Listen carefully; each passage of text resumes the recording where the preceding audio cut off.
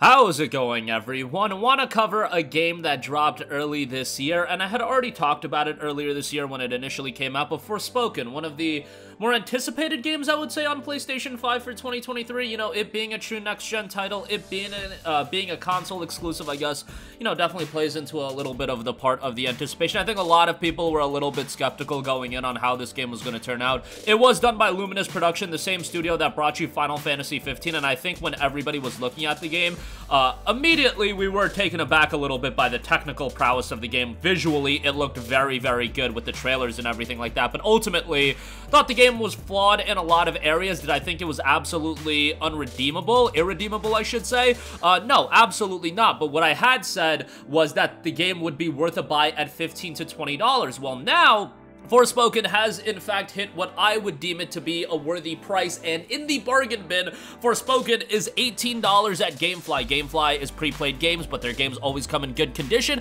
so let's talk about it a little bit. Now that we're 6-7 months removed from the release of Forspoken, at this price point, I would say for those of you that skipped out on this game, it is time to maybe give it a shot. There's a lot of things that I did dislike about Forspoken. First of all, the story I thought was pretty bad. I thought the main characters, the duo of Frey and Cuff, did not find them likable whatsoever, and I didn't really like their banter at all. Like, we have a lot of great duos in gaming history. You know, you can talk about Joel and Ellie, even like more recently Kratos and Atreus and stuff like that. And Frey and Cuff does not, you know, stand among the best duos in gaming. That's in my humble opinion.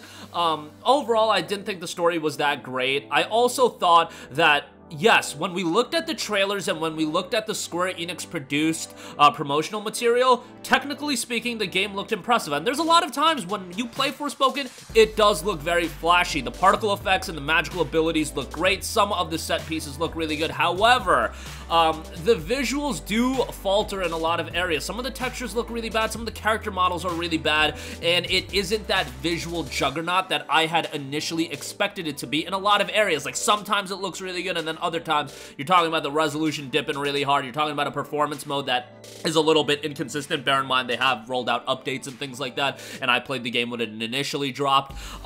You know, there are areas that could definitely be improved. However, that being said, there's a lot of things I did actually like about the game. I thought the combat was very good, even though at sometimes I felt like they were just throwing like just wave and wave of enemies on you, and that got a little bit redundant. But I thought for the most part, you know, utilizing all of the different abilities and seeing the depth of the abilities that you had really grow, and then how flashy it looked, it made for an incredibly satisfying combat system where it was fun to engage in battles outside of that element of it just being hordes of enemies at some time, and sometimes that got a little bit overwhelming, but overall, that wasn't that big of an issue. I also thought the parkour and the exploration, that was really well done, although sometimes even with that, I thought the trek from point A to point B could get a little bit arduous, but thankfully, again, the parkour and the running and the exploration, that was done fairly well. Side content-wise, there's a sizable amount to do. I don't know how much all of you are gonna get invested into it, just because some of it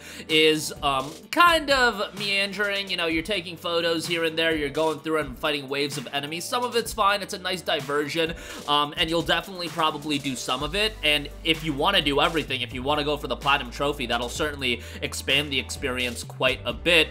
And some of it does add a little bit of variety. So the strengths, definitely, the combat has a lot to like. It's incredibly visually pleasing, and utilizing the different elemental abilities and whatnot, that's really cool. And then the parkour, just how free-flowing Frey is throughout the world, this extends to the combat as well. Dodging, it just all looks very graceful, so to speak. It's just incredibly smooth how they implemented all of that, and a lot of the traversal can be fast-paced as well, where you're traveling very far, very, very quickly, and it's all done with this parkour. That is very satisfying to go through. Overall, the $70 price tag was way too high, but now that it's down to $18, I'd say if you had any interest in this game and you saw the reviews and you saw the reception and you held out for it, this is a perfect price to pick it up for, man. I would say go give it a look. Don't expect anything blow away, don't expect anything at the level of some of Square Enix's best storytelling moments, and let's be real, some of Square Enix's storytelling has been a little bit mid recently and in recent years, so even that, you know, take it for what it is. But fast-paced action combat's pretty solid. and at an $18 price point, it is quite good. I should also add that there is DLC for this game, In Tanto We Trust. That dropped fairly recently, so if you do want to check that out and you want to get the complete experience, you do have to buy that. That obviously isn't necessary, but that is an additional purchase if you are looking to get everything out of Forspoken. This deal is available right now over at GameFly, and I think at an $18 price point, you know, we're going to constantly talk about the $70 price threshold being a little bit high. We talked about it with Gotham Knights recently. Forspoken is another one of those games that, man, $70 is just too egregious, but I understand this is a big budget game. Like, there was a lot of resources invested into Forspoken. Let's not get that twisted. This is a game that, you know, had a significant budget attached to it, and if you want to recoup the costs, man, maybe a $7 price tag is necessary, but I think with a game like this, it's more important to focus on the fundamentals rather than it being this grandiose experience. But I digress. $18 for Forspoken I think is a really solid pickup, and you guys know me, I've been pretty negative when it comes to this game. That $70 price tag being a big part of it, but I've also been vocal about the fact there are those elements that I like the combat, like the exploration, the parkour elements. Those are fairly solid, and at this price point, I think it's worth a pickup. That'll do it for me. Sound off with all of your thoughts in the comments section down below. Thank you for watching, and goodbye.